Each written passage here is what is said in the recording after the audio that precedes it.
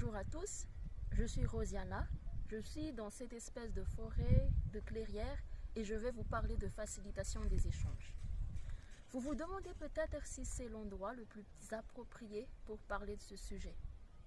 En fait, moi, quand je me retrouve ici, ce que je vois, ce que je ressens, c'est la simplicité, la harmonie et la sérénité.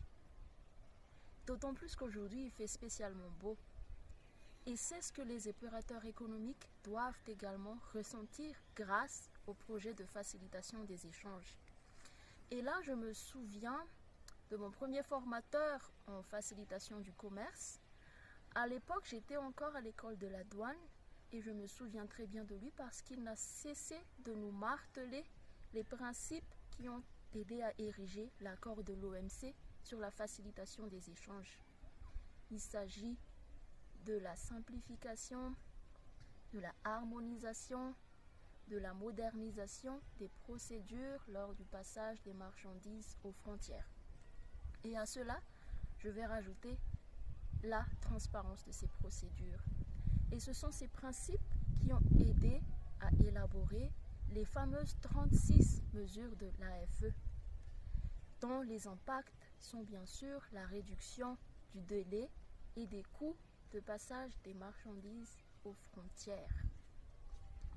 Et naturellement, la vision du Comité national de la facilitation des échanges de Madagascar a épousé ce principe-là, à savoir réduire les délais de passage des marchandises aux frontières et les coûts qui y sont liés à travers la harmonisation, la simplification, la modernisation et la transparence des procédures transfrontalières.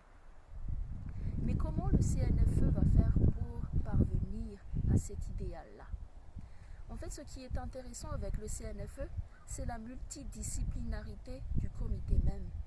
Le processus d'importation ou d'exportation est certes un processus unique, mais c'est un processus qui fait intervenir plusieurs parties prenantes qui sont toutes interconnectées. Cela pour dire que la facilitation des échanges, c'est le résultat des efforts engagés par toutes les parties prenantes, par chacun de vous, chers membres du CNFE.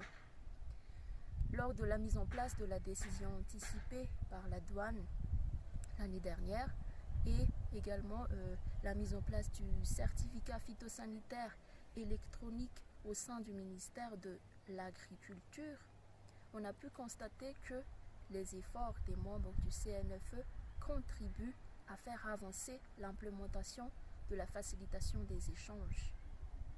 Alors comment imaginez-vous le résultat des efforts qu'on va tous déployer?